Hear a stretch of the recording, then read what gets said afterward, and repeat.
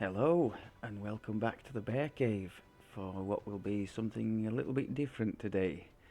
Apologies if you've tuned in to this one expecting some DDO content. Yes, we will be finishing the Barbarian series. As a spoiler, it's already completely pre-recorded, so no danger of missing out on that. I just thought I might like to try you with something a little bit different today. Um, for those of you familiar with the Xcom series, you'll know it's a turn-based strategy game. So if that's not your thing, sorry about that. And there's always the X button on the screen. So why have I chosen to throw this one into the mix? Well, I came to it via a somewhat circuitous route. I quite enjoyed the turn-based mech game on the old PS1, Front Mission 3 I think it was called. And I was just looking around for alternatives to that I might try. And I found two. Shadowrun, which I am ashamed to say I still haven't tried. So if any of you knows anything about that and would like to share, that would be great. Because I do actually have. I picked them up in a sale on Steam, but I've never actually tried the games. I think I would probably quite like, but I'm a bugger for not trying new things. I tend to stick with what I know, and this one would definitely fall into that category. Although, given the amount of time I've spent with it, to say I'm still a mediocre player at best is a bit shameful, but it is what it is. I I was wanting to show you this because it is. I mean, the vanilla version isn't bad, but it was full of quality of life issues that made it really frustrating, to say the least. Like, if I move to this tile, will this enemy be able to see me? Will that one be shooting at me? You know, this kind of thing. And you were just basically just hoping for the best in many cases. This version, it's called Long War Rebalanced. Long War is a significant modification of the enemy within, and the Long War Rebalanced is a mod on top of that, fan made, sort of by the players for the players. It's got a sort of a hardcore following who've been at this for ages, constantly modifying it and updating it. Some people don't like that because it's constantly changing, and they prefer something where they know where they're at, and I can understand that. But to me, the changes from the vanilla game, excuse me, and also from the vanilla Long War are really significant, and it just makes for a fun and engaging experience, which I wanted to try to share with you, if any of you were interested. What I wanted to try to do, as I've seen other folk do in the past, and I've wanted to do for ages, but never really knew anybody online to try it with. I really would like to try to involve some of you in the gameplay. So you would pick a soldier. There are 8 different classes of soldier that you can upgrade your raw recruits into, and as they progress over time they gain more skills, and you can kind of choose a little bit the path they will follow. For example, a Rocketeer, you can build all of them 3 different ways depending on the early perks that you choose for them. But the Rocketeer, you can go all out explosive, you can have grenades and rockets going all over the place, or you can build it more as a sort of a support infantry troop, holo targeting other enemies, and just using more your weapon than you would as the explosive type thing. I just thought that might be a nice fun way to immerse some of you in the gameplay. Might be fun for me to But so my plan was to just go do like a little trial, the first sort of introductory mission, and then a bit on the base building side, because the game is divided into two sides basically: the strategy side, which is the, let's say, the base building and the research and the engineering, where to allocate your scarce resources to best help your team. There's also the air game, which many people have found frustrating in the past, myself included, because I tend to get annihilated in that. But that's another element where you've got to choose to allocate scarce resources as and when you can. And then the tactics side, the meat and potatoes of the game, if you will, the soldiers and mechs and engaging with the enemy down on the ground. So I wanted to show a little bit of both of that, so you could maybe make a decision as to whether it was of interest or not. And that's it. So without further ado, let's step into it. I'm not going to go with any long-winded explanations. It's a turn-based strategy, as I said. I plan to explain things as we are going along, if it's of interest, and then if it's not of interest, I haven't wasted your time, have I? So we will, if in the fullness of time you feel like trying this out for yourselves, you do have the option of two easier game modes. The easy one, I gather, is, well, as it says there, who want minimal challenge, so I'm guessing it would be a bit of a steamroller thing, that one, and you would get to see the story play out all the way to the end, which I'm sure I will not on the difficulty I'm setting. The classic, I know, that was the one I've played extensively and done quite well on. Your resources are more abundant and the opponents are a bit less challenging there. By no means easy, but somewhat more forgiving, let's say. The brutal, which is what we're going to try, as it says there, a difficult challenge, and yeah, mistakes are punished pretty brutally. Let's put it that way. And the impossible is for the hardcore players, the ones who sort of micromanage everything and know every little nook and cranny of the game, and even then they sometimes come unstuck. But it's definitely not for the muppets like me. But I think we're going to suffer plenty enough on this one. I totally don't delude myself. We're never going to complete it. We're going to get to a stage where they've just hammered us so much that we can't complete it. There is actually a facility within the game.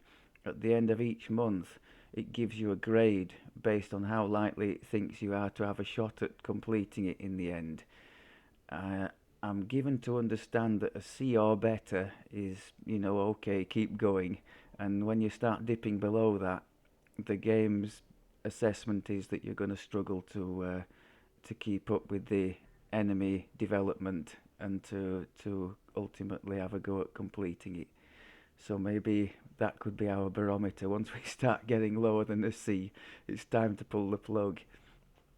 But my aim, and the thing I like the most about the game, every mission is kind of a puzzle solving exercise basically. How do we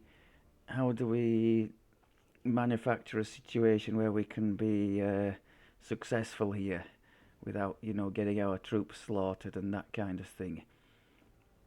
How do we make the most of the situation we've got? Or is this in fact an impossible situation, and do we need to retreat from it? Because that's a thing too.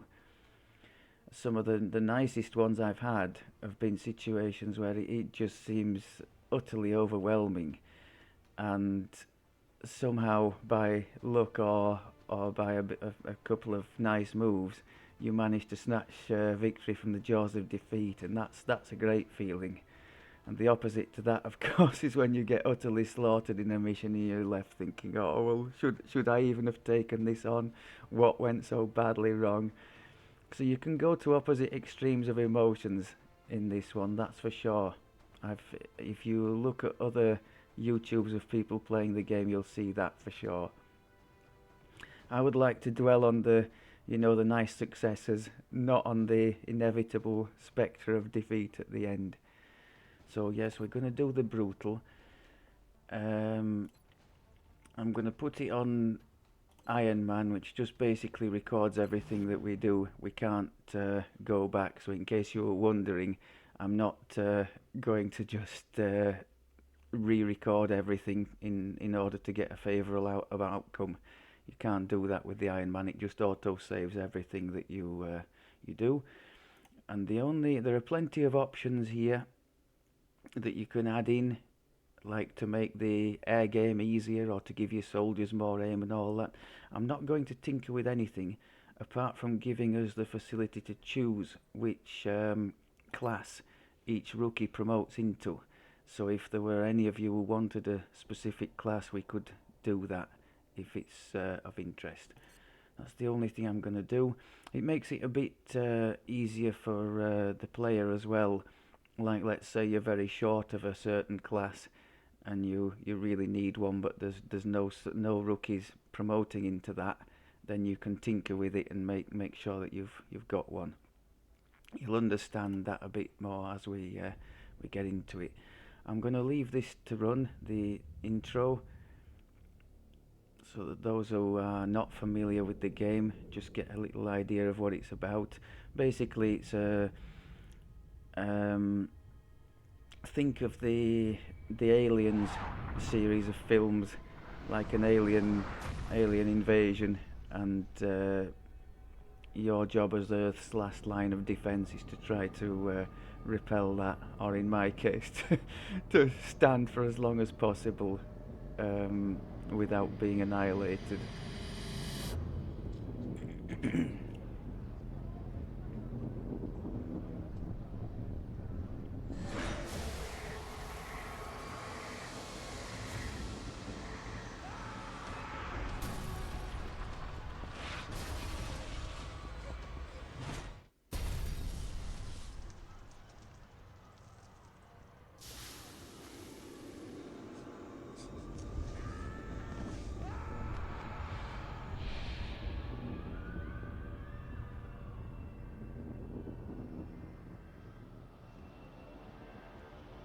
Try not to talk over the intro.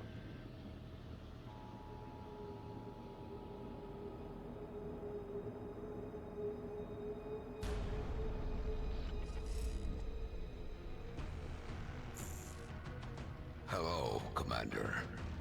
In light of the recent extraterrestrial incursion, this Council of Nations has convened to approve the activation of the Xcom project.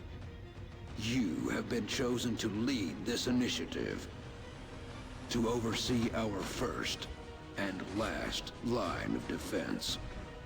Your efforts will have considerable influence on this planet's future.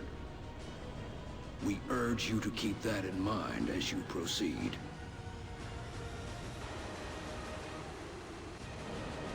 So in my case, I know full well we're gonna die horribly.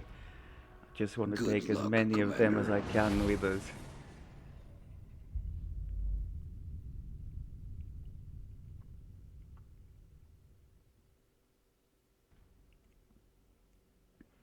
So first of all, you get the game is full of engaging decisions, and the country and the continent where you choose to start, each one grant their own little bonuses. I thought about this beforehand, so I wasn't waffling on for ages, judging each one on its merits. The one I'm gonna go for, probably not one many people would bother with, but I've had such trouble with the air game in the past, with my jets getting shot down by enemy UFOs and not being able to damage the same. I thought this one might be a good idea to try to redress the balance there. I mean, you could of course have chosen one of those second wave options to make the air game easier, but that's not really my style. So we're going with this Born to Fly.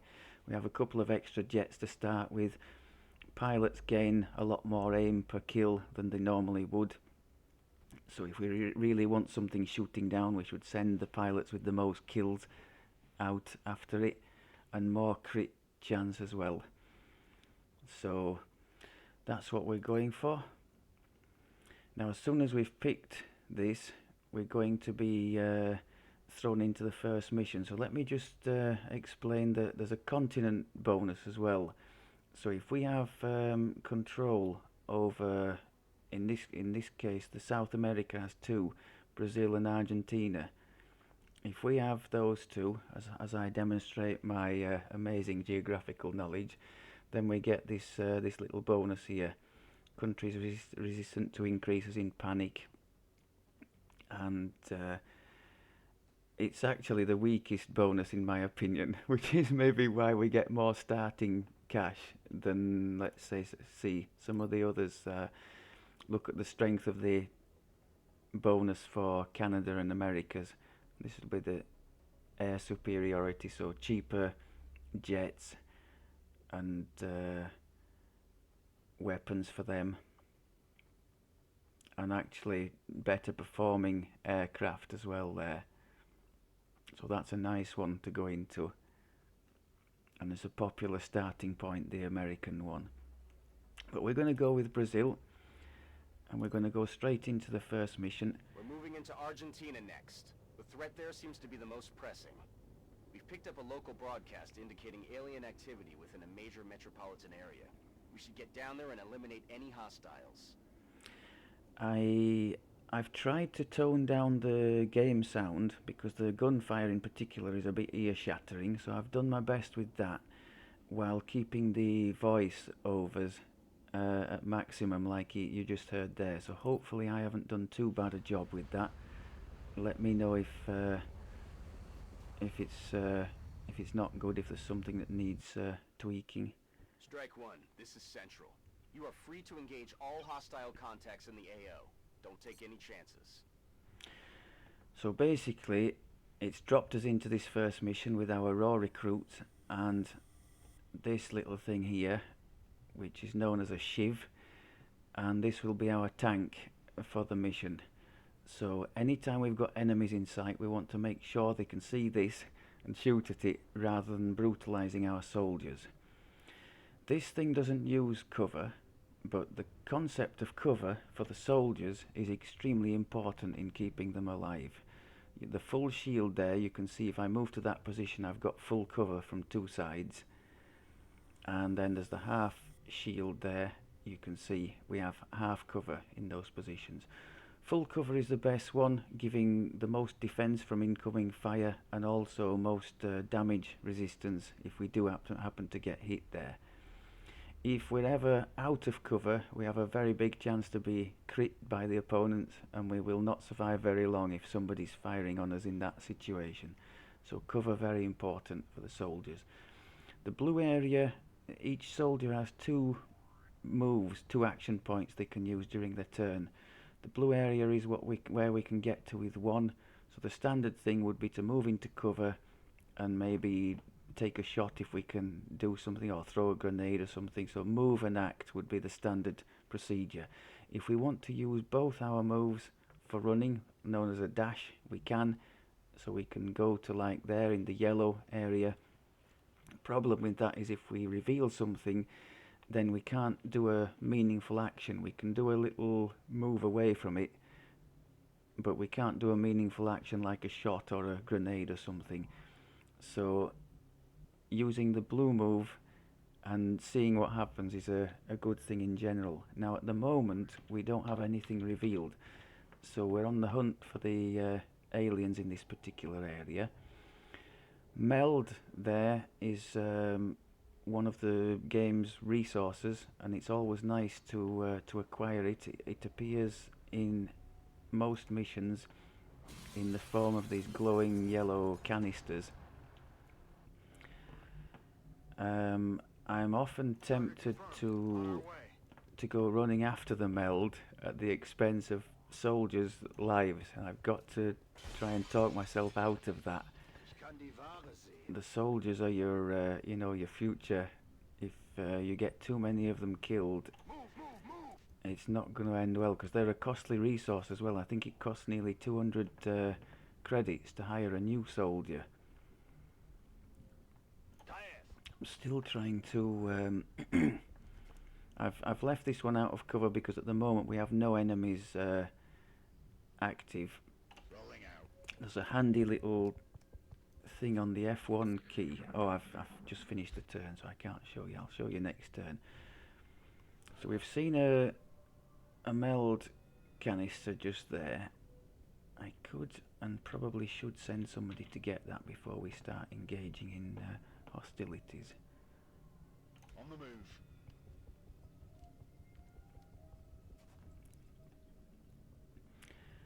Now then, normally we would have a scout to indicate to us after each move whereabouts the opponent is, but in the first mission, at the moment we're just playing it blind. So we'll just open this door, see if there's anything out here. Send the tank out first. See, we've got some similar concepts to DDO. We have a tank, and in fact, there are even evil outsiders in this game. You're going to see one in this mission. Hopefully it won't murder us, because against rookies those things are lethal. Right, we're going to pick up that canister next turn. Now if we don't see anything here, I'm a bit reluctant to just sally out here, but Aye, Commander.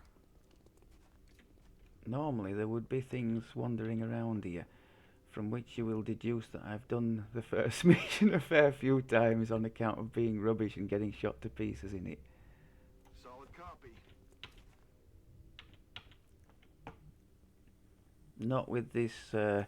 video in mind, I hasten to add. This is the first and last time I'll be doing it with all the mountain of waffle at the start. I'm not going to redo that. They could be, I'm sure they'll be in either in here or in there or both. So we could set up with that in mind. Sometimes it gives little indicators in between turns I'm on the move. where there's noise coming from opponents. I think we're going to get ready to try and storm this area next time. I'm rolling. Roscoff. If we don't hear any indication from elsewhere. There you go.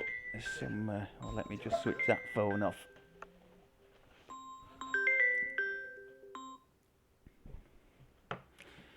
So we got an indication that there could be something in here from that that little line, tracer line thing. So let's just pick up this quickly. In hand, Commander. So meld is useful for several things. I think it's best I don't. It's just a useful resource. I'll leave it at that for now. And if you choose to follow our adventures in this play, you will come to see, if you don't know the game, the various uses that has. But it's suffice it to say, it's a nice thing to have, to collect. So if we are hearing things in there, we need to there's actually two doors to there. Could we possibly line some of them up out here? On our way. Yeah, we're going to try and do that, hit them from two sides. Przechodzę na pozycję. We're not going to open. It's a very bad idea to go into anything, you know, with half your turn already gone. So I'm going to try to get the people ready here at these two doors, Solid copy. and then maybe storm in there next time. That's what we're going to do. So this gives me a chance. These three have used their blue move only. Now if you watch, they'll get the combat readiness thing next time, which is quite a favourable little buff. extra mobility, aim, penetration, extra graze chance, which is a chance for the opponent not to hit properly if they do hit you. So anytime you don't absolutely have to use the full turn, the full action points, using only half or even none and gaining that buff for the next turn is totally a viable option. So you can see there, combat ready. Especially on the tank it's nice because grazing shots are going to do less damage, so that's nice to have. Right, let's open the door and get on with it. Always tense before revealing the opponents. And of course nothing happens. They've got to be in here, haven't they? No? Maybe not. No, maybe they're on the other side. Maybe they're on the back side there. Oh, that's me caught with my trousers down, isn't it? Given that, then I really don't want to be... If they are round here, we're limited as to the number of troops we can bring round there. So I don't want to be revealing them by going round the side here. I think I should try and Solid copy. go in here. Keeping everybody together, or relatively together, is usually a good idea. Because if you're going wandering all over the map, revealing random groups of enemies and only having 1 or 2 soldiers to deal with them, that's not good. If there is something maybe around there, I'm going to keep this fella here, just in case.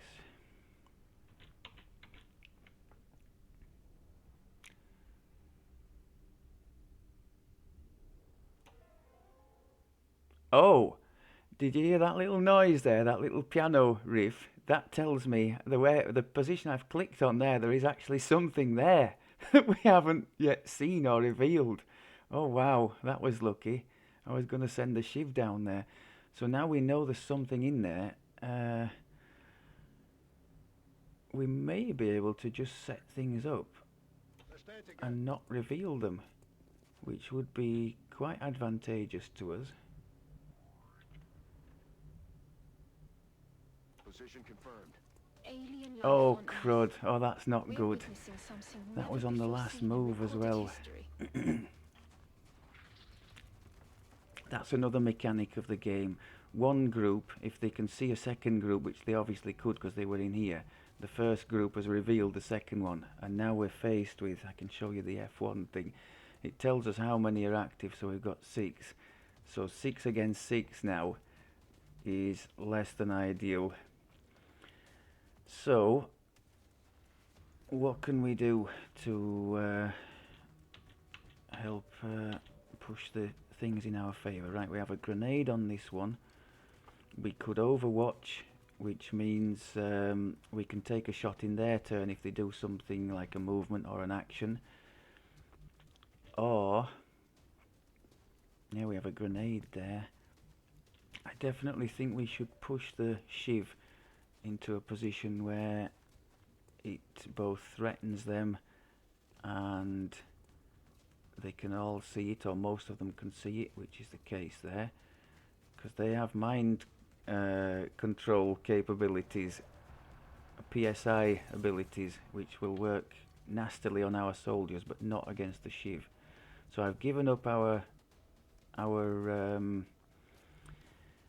offensive action with the shiv in order to get it in there where it's flanking 2 of them, as you can see by the yellow shield. So it's threatening those 2, and they might well try and move because of that. That being the case, I might Overwatch with this one. I think, well, you have a choice. You can grenade if you're close enough. I don't think you're close enough, are you? No. So we're going to Overwatch with you as well. You guys don't see anybody, so that's a real pain. You can move up to there. Now what should I do with these 2? I could... Oh, I can't go. I would have loved to have gone and trying and done some kind of a flanking thing with them. At the moment, maybe the best thing to do with them, unless you can reach with your grenade, I don't think you... Oh, you can get those two. Right. That's helpful. Grenade out. So we got one disoriented there, which is nice. That means they're less likely to brutalize us, basically. And I think I might... no, I'm going to move you to there. Przechodzę na pozycję. Sadly, you can't do any action because that was the yellow move, the last action point. So now they're going to do their turn. Oh, shot wide. I'm very worried about them doing PSI abilities on my soldiers. If they shoot at the Shiv, that's the most favourable outcome, in my opinion. That's our Overwatch going off. Nice kill. Their weapons appear to self-destruct when the Oh operator god, dies. that's not good. We should look closely for any fragments that could be salvaged for our own development programs. Our readings can't be right. If they were, So that's our outsider it's a friend. being of almost pure energy. Could be the Xcom equivalent of a Reaper, and they are nasty. He's easily the nastiest thing on this map. So our poor tank is taking a hammering there, but they did all shoot, or mostly shoot, at the tank and not the soldiers. So that was a win, I think, for us, all in all. Now, first thing to bear in mind here, we have an opponent here on Overwatch, so the same holds true for us now. If we move or shoot or, you know, most kinds of offensive action, there are some things you can do, like reloading the gun or steadying your weapon, that don't drag in an Overwatch shot. But generally speaking, in this situation, I would try to move the tank first to draw out that Overwatch fire. So I'm going to try and move it now and into a position where it can flank the very dangerous outsider there. That circle, he gets a free shot against anything that acts or moves within that circle, so we're definitely not going in there. And we're going to take him to here. We didn't draw out the Overwatch fire, so that's a real pain. But we do get a decent shot on the outsider. Hopefully we can kill this and get rid of it. Yeah. That's by far the most dangerous thing in this first mission. Right, now there are a couple. The Overwatcher down there can only shoot at people it saw at the start of its turn. It doesn't see these two. So, or indeed this one. So these folk have license to roam and hopefully accomplish something interesting with their actions. Let's try. If we take you down there, Nie ma problemu. you have a grenade. You could try and kill this guy outright, and that deals with the Overwatch problem. Commander, Nice. you may want to instruct your men to exercise restraint when using explosives. While certainly effective at killing aliens, they also destroy the artifacts we're hoping to recover from the bodies. Just something to consider. That's as may be, but in my opinion, and I don't think you'll find too many willing to disagree, it's soldier health and survival first. Anything else distinctly second. Now you don't have anything to throw, so do you see one person down there? None in there now. What do we do with you? You have a grenade. I would prefer to keep you in full cover if we can. Can you possibly hit two with that grenade? Now there are different types of grenades. The one I threw down here, the HE grenade, just goes through cover and hits everything in the radius. This one, the AP grenade, shreds the target it hits, making it take more damage from any subsequent hits. But you can see there, the opponents are not being highlighted. We can't go through cover with that. We have to hit an exposed target. So unfortunately, that means in this case we would have to move to be able to use this particular one on the targets I was wanting to. Well, on any of these targets, in fact. The little lines on the screen there are the mind mergers. It's always, you can see there's one at the back here giving extra power. You can see the lighter coloured dots on his health are the extra power he's had from the mind merge, and that's dangerous because it means they're more likely to maul your soldiers with a shot that hits, or very likely to to PSI damage. Mind control comes later. So those are nasty, but it also means he's resistant to our damage. You get grazing shots against these targets. So the one to go for is that one, the one who is doing the merging. Can we possibly do it in a safe way though? I would have to go further forward. Not looking good, is it? Now you do have a HE grenade. I think what we're going to have to do is push forward with you into the half cover, which means he's likely to get mauled in return. So we need to be looking to hammer as many of these as we can in here. I think that's the best option. Now this does damage cover as well, so possibly we could get rid of that one's cover, which would be good for us. Fastball special. Unfortunately we didn't get a kill, but we did disorient one of them. And you can see now, like against that one, red fog, so he's less likely to, basically it just degrades all abilities. So you have less chance to hit, less chance to use the PSI abilities, that kind of thing. So it's always advantageous if you can't kill to take the edge off the enemy somehow. Now, what are we doing with you?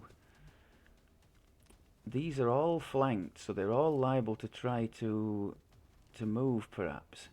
So I think an Overwatch would be good, unless we want to risk going down there and trying another grenade. Let's risk it.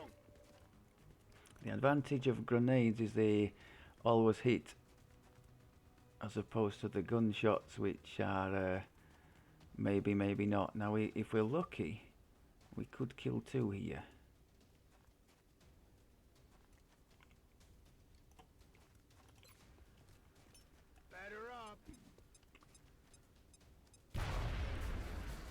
Oh, if unlucky we don't get either. Well, that was miserable. Okay, well we have left them in a bit of a state though. Now, you can see a couple down there, so go there and Overwatch. The one thing I'm worried about is that one there. If it decides to come here, it's got a flanking shot there, which will not end well for us. So hopefully they're occupied enough. Actually, we have a grenade on you. Can we possibly get you down there? I'm on the move. We might just be able to. I don't think we can kill it, but we might be able to damage it enough to. Yeah, disoriented is good for us. So we've got them. You see, the chance to hit there is very small from a disoriented opponent. So the only one we have to worry about now really is this one at the back on full health, and they've just mind merged it, so that's not good.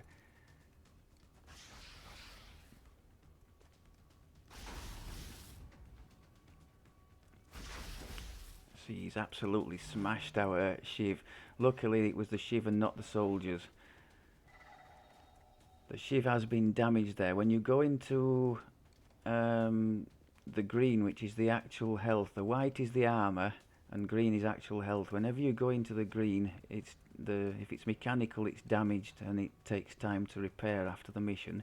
If it's a soldier, there's an injury and there's a long time recovering in the infirmary after that. And because you only have a very limited soldier pool, that's an issue as well. Right, we have 4 left in various states of disrepair, all of which we can see. Now, you've got to be a bit careful when things are flaming like this, because the cover could suddenly collapse and leave you exposed, which is not where we want to be. What can we see from down there? Nothing. Oh, wonderful. Okay, maybe we can try this concussion grenade. Same principle as the AP grenade. You can't throw it through cover, so it has to be against something that's exposed. Like that one there is a really good one to do it on, because he is at full health. So if we can take the edge off him, makes them easier to hit as well. Actually, that was probably a mistake. The order of the things is very important too. I'm saying it was a mistake because I was always going to try and shoot that one with the shiv anyway. So I've basically just wasted that grenade. Or maybe not. No, I didn't expect him to survive. He survived because he had a mind merge thing. So again, wrong order. If I'd have killed the mind merger, we could have killed him as well. So the order of the things of the actions is quite important too. Could we possibly try to get that Overwatcher? Affirmative. No, that's rubbish. I don't think we have any really decent shots here, do we?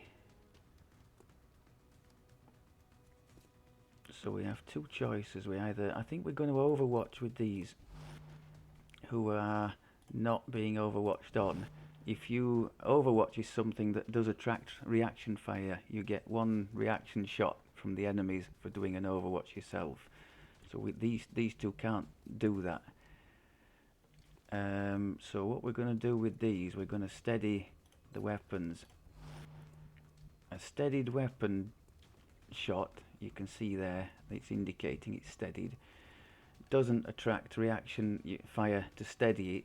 And if they are still up next turn, which they will be, we have a lot more chance to hit. And also, if any of them's on Overwatch, a steadied shot doesn't attract reaction fire. So it's a way to get around the Overwatch. Nice. I just worry for our tank down there. Well, that's going to help. The tide of battle is turning, hopefully. Where are you going, sir? Now that one's out of ammo, so it's going to do some kind of PSI thing, I guess. Oh no. Because they have a fancy thing, they can do 2 shots, or they can reload and fire. It's not the case for our rookies, so they have the advantage in that regard. Now, if we can get rid of the mind merging one, I don't think anybody can see it, can we? No. So we're just going to have to do this the hard way. The shiv can actually ram opponents, but it needs about 4 squares of run up, so this won't cut it. We don't even have any ammo loaded, so our only option here is to reload.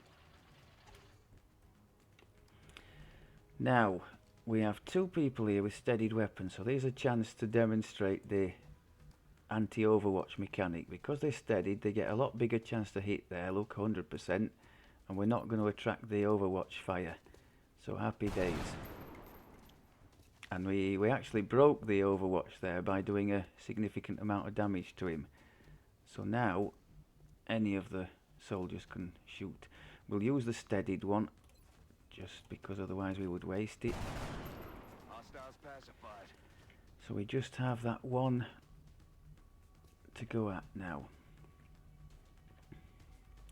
What's the best plan here? No, but none of the... Oh, you do actually see it. Right, okay.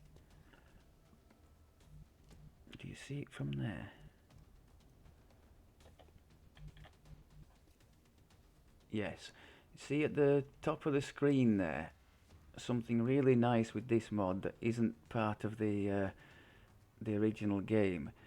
The green eye there next to the target tells me that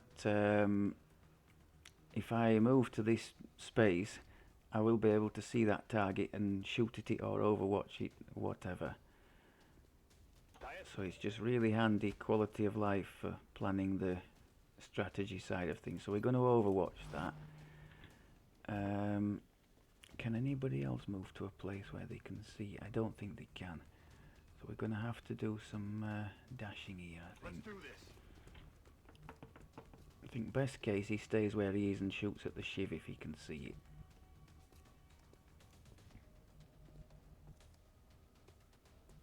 On the move.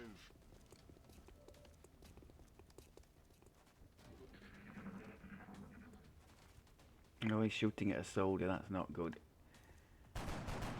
Now we have a crummy chance to hit because height has an effect in the game. Palą jak wściekli. Niech ktoś zerknie na moje skrzydło. Oh my god, I think that's a good example of something I mentioned earlier. Yes, I moved him in behind the cover that was burning, having already mentioned that the perils of such a thing. I wondered why his hit chance was so high. His hit chance was so high and he critted us because there was no cover anymore. The cover had blown up. So that's something definitely to be aware of. Unfortunate, but my own silly fault. Makes part of the numerous errors I make and misplays, which are going to curtail our playthrough. But hopefully not before I've had chance to show you what the game has to offer. We got a lucky shot there. If I may, Commander, the labs are on high alert. Teams are standing by for your orders. We can begin researching the newly recovered artifacts immediately. So yes, the height does have an effect. If you have a chance to get a height advantage over an opponent, that gives you a really nice extra bonus to hit and gives them a penalty to hit you. So that's a nice thing. There's a nice little thing that I just clicked off it by mistake because that's what I normally do. You can look at the stats of the individual soldiers after the battle. So if any of you did fancy jumping into it, we could have a look and see how see how each person had done, and break down the numbers with Brian at the end. In fact, Brian had been in his element here because there's all sorts of resource management and whatnot to be accounted for and allocated. So we did manage to get 2 canisters. You'll note I only collected physically 1. It's granted me the other one. Any canister that is not expired by the end of the mission, you are automatically granted. So it pays to try and complete quickly as well if you can on occasion. By expired I mean when we moved close to that first one, you saw a number over the top of it. That was the number of turns remaining before the canister expired. So you have to try and claim them or complete the mission before they expire to be able to get them.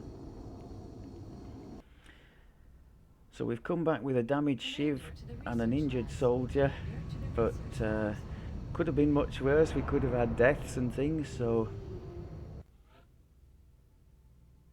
Welcome to Xcom HQ, Commander. I'm Central Officer Bradford. My role in this project is twofold: providing tactical support for our field operations, and keeping you briefed on the current situation. My efforts should allow you to focus on the bigger issues at hand. Speaking of which, we have a soldier waiting for a promotion in the barracks. I'll let you get to it. Okay, that's Bradford, our second in command. And this is our strategic layer. So depending on how much into the green health points we went, I think you might remember we only went 1 point into there, and we've got 14 days, well actually 17 days, because we've got 3 days fatigued as well afterwards, out for this soldier. Had we gone much further in, we could have been looking at 30 or even 40 days of med time, so that of recovery time, so that would have been pretty awful. There is a way. One use of the meld is to give a one-time injection. I think you can use 70 meld to drastically reduce the injury time if you need to. That's one possible use of the meld. We'll see plenty more as we go along. So rookies just take one mission to promote into a class, so that's nice. The recovered artifacts are being unloaded and the research team is waiting your orders. We'll get started as soon as you give the order, Commander. We recovered 1 or 2 little bits, a nice chunk of meld there. Illyrium is another alien resource. Weapon fragments are used for research and projects, and corpses as well, as macabre as it's going to sound, get used for various research and projects. So the strategy layer. Research, you always want to be... Hello, Commander. My name is Dr. Valen. I oversee the research labs. This is where all of Xcom's research and development takes place. We have already begun analyzing the artifacts recovered from our first encounter with the aliens. Based on our preliminary findings, we believe we can use them to develop some new equipment for our soldiers. With your approval, we will begin research immediately. So you always want to be on with some sort of research if possible. Most of the research, as you can see here, requires some form of resource in order to begin. So, and the game generally highlights for you which one should be the priority. So if you're new to the game or to this mod, you can just take that as a guide and you won't go too far wrong, I don't think. So we'll start with this xenobiology. Commander, I realize our troops have to put their own survival first, but every alien we use explosives against is one less opportunity to recover new artifacts. So engineering. Ah, Commander. I was wondering when you'd be stopping by. Welcome to engineering. Anything they can dream up in the research labs, we can build it here. Speaking of which, Dr. Valen has just sent us some new schematics. With your approval, we will begin fabrication. Okay, so 2 sides to this, the fabrication as is just mentioned, and also the facilities. Room to grow up here. But if we really want to expand our facilities, we're going to have to start excavating beneath the base. Unfortunately, the deeper we go, the more it's going to cost. Yeah, the further down costs more. So basically we have to excavate all these to be able to build in them. So we start off with the top layers, and by the time we get to the bottom, I think it's 200 a tile, maybe even more than that. But you have to build a lift down there to access these bottom layers. Satellite. Oh, I'll do the satellites in a minute. So we're going to build a lift here. Work crews are on their way to begin construction. Anything we build, by the way, whether it be an item like a gun or a resource or a building, you have the option to build it. I'm not going to build this, but just for demonstration, that's the standard build time. But if you want to build it quickly, you can drastically cut the project duration. It costs more and it costs you meld as well, but there is that option if there's something you're desperate to have in a hurry. So we're not going to do that right now. We're going to excavate there. We are going to build a couple of things. Proxy sensors. There is one type of enemy in particular which loves to cloak, and this thing is invaluable in not letting it sort of sneak around and slaughter your soldiers. Can I not submit that now? No? Why not? For some reason it's not letting me click on there.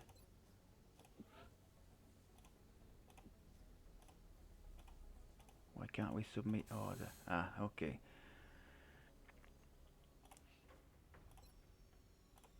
Commander to mission control.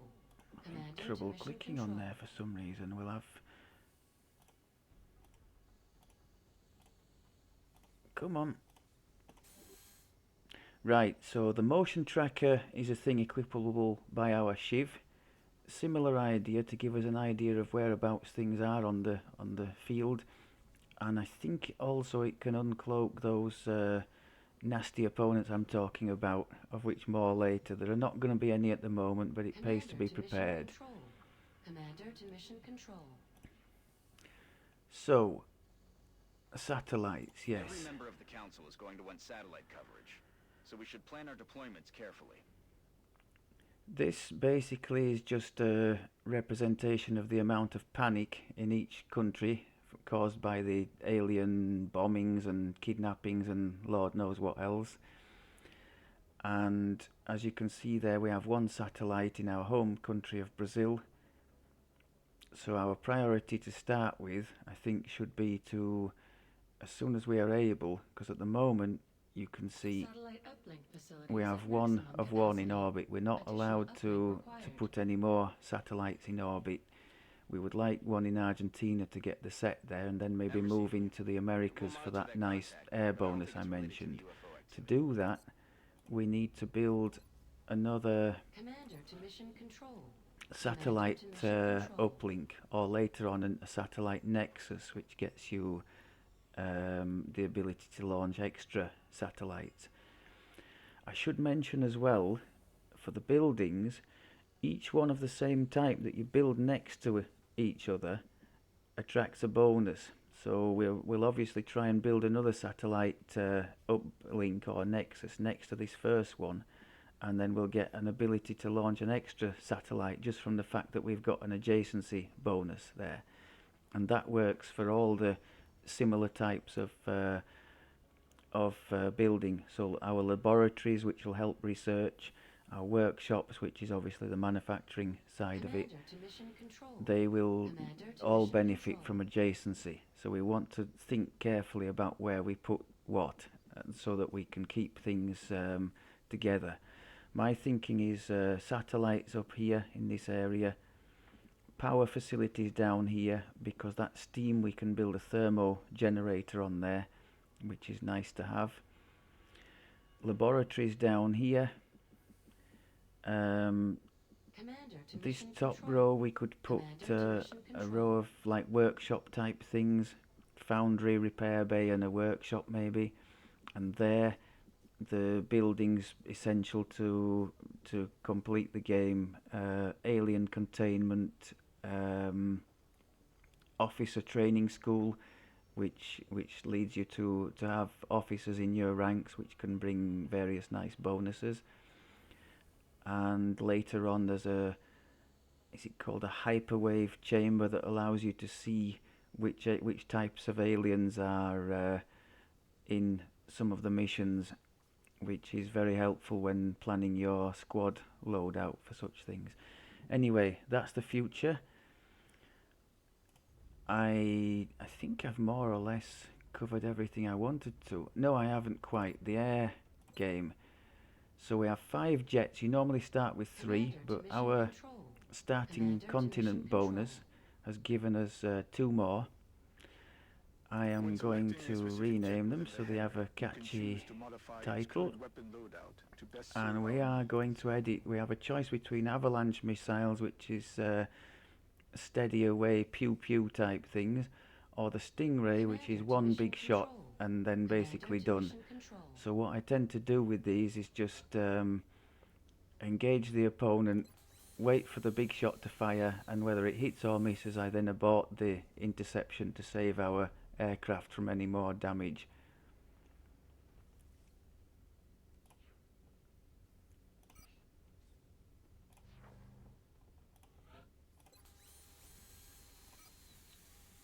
Both of these starting weapons are reasonably effective on most types of UFO, but we do get options to build better things later on.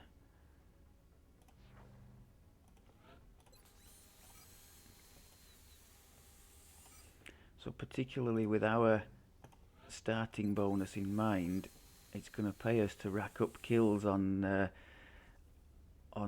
specific jets. So when something comes along and we think it's going to be quite difficult to bring down, send the one with the big kills for a big aim bonus.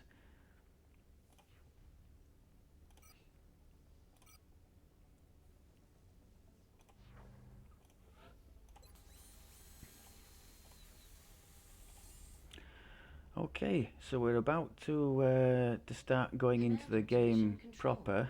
Commander to mission control.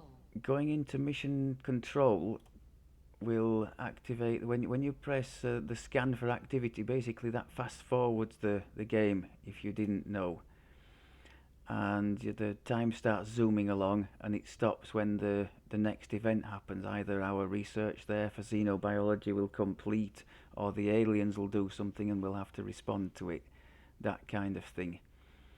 So I'll leave that, if anybody's interested in seeing a part 2, I will leave that for the next time. Same with the soldiers. I've left them all there unpromoted. I can change the names and everything. So if any of you wanted to be involved, wanted to choose a soldier and a class, I should probably... Can I go in there and see? The assault class serves as our front line. They're the first ones into I can basically speak about the classes, can't I? And then give you an idea if you did want to get involved.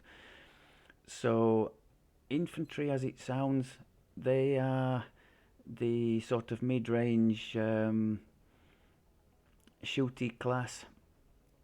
Their light 'em up perk at the start is very similar. In fact, it is what the sectoids were using in that last mission. So basically, firing first, you still have an option to fire again or to reload your weapon. So you have a chance at 2 actions instead of 1 by starting in that class. So that's quite strong. Later, a little bit later, they can become very strong overwatchers, these infantry. They get Sentinel, which has 2 overwatch shots instead of 1. And also those Overwatch shots can crit, which is not normal. Generally Overwatch can't crit. So that's interesting. Assault is a very mobile, in-your-face, shotgun, up-close and personal class, generally. High risk, high reward. I like to use them as flankers, doing really nasty damage to opponents on the extremities, and flanking other opponents for your troops to benefit from. They can also, actually both of these can be built very tanky as well, depending on the perks you give them at the start. Can you see the others? Yeah. The support class provides that intangible edge our squads Engineer can either be a grenadier, throwing explosives all over the place. They can be pretty decent shooty troops as well, because they get something called double tap, allowing them to fire twice every other turn.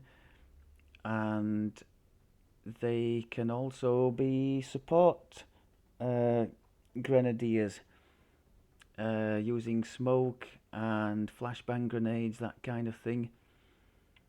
Can they be the support? I might have told a lie there, but definitely they can be like an anti-mech troop, because there are enemy mechs are a pain to take down, and these engineers can be quite good and get extra aim against those, as it says down there at the bottom, extra aim against mechanical units. And they can also get something called critical system targeting that does extra damage against mechanical units that we have autopsied. Medics get access to the same withering overwatch fire that the infantry does, just not the light 'em up, so they don't get the extra shots. As you see down there, they come with extra medikits, which is nice, especially if you're like me and you tend to forget to bring medikits on the mission. Otherwise, they can do the smoke and mirrors thing, which gets extra support grenades. So more flashbangs and more smoke. Smoke, it doesn't sound very glamorous, but it can be a lifesaver at times. For example, that poor trooper we had that got brutalized out of cover, if we'd have had a unit with some smoke to throw over him, he wouldn't have been susceptible to the well, as susceptible to the crit that he took that ultimately landed him in the infirmary. Units in smoke also don't attract Overwatch fire, so that's another nice way to avoid that. So yes, medic can be an Overwatcher or a support grenadier. The heavy weapons specialist The gunner you've seen, the suppression is the signature ability. You can build completely around that, something that they generally call a bullet wizard, and the suppression just gets better as you go up the ranks, so you end up being able to holo target several opponents and shred them so they take more damage, and deal some damage as well when you suppress initially. There's another way to build the gunner, like as an anti-mech troop with the double tap. You can do some really fearsome damage against enemy mechs in particular. So that's a totally viable option. And they also have an Overwatch option.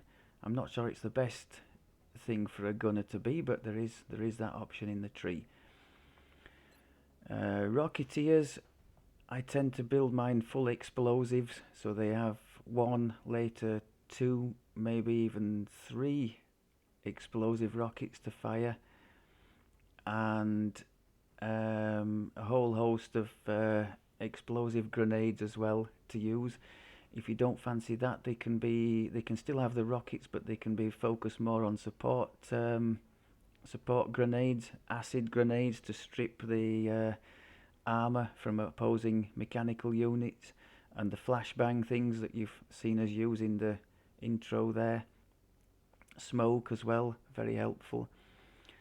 Or they can kind of be a support infantry style unit, using more the weapon and that light 'em up perk to get multiple shots around and holo target opponents for the rest of the troops to benefit from. Last but not least, the scout is really nice to have on most missions, pinpointing the direction of the enemies. As you saw in that introduction, with no real indication of where the enemies were, we were kind of going into the unknown for much of it. So a scout, very important for that. They can be built for one nasty Overwatch clearing shot eventually, or the smoke and mirrors approach with the support grenades, or they can be a bit more sneaky and have something called hit and run as the perk at the start. So I think they're allowed to take one shot at an uncovered target and then reposition so they're not vulnerable. So sort of sneak out, fire, and then sneak back again. And the sniper, exactly as it implies, distance damage dealer. There are different ways to build him, but basically all of them focus on dealing damage from range. So that's about it. Thank you very much as always for looking. I'm sorry if I've bored you with that, but it's a game that I think has well, it's had a lot of time invested in it by the people who've taken the time to develop this mod, and I think they've done a really super job, and it makes for quite a compelling game. You know, like when you're reading a good book and you want to know what's around the next corner, what's going to happen next. Usually you regret wondering because you end up dead, but that's one of the elements of this that I've thoroughly enjoyed. So I just wanted to share it with you for that reason. Hopefully one or two of you might like to join in. If not, no worries. I will lick my wounds and continue on. Thank you very much for looking, and I'll speak to you next time. Take care.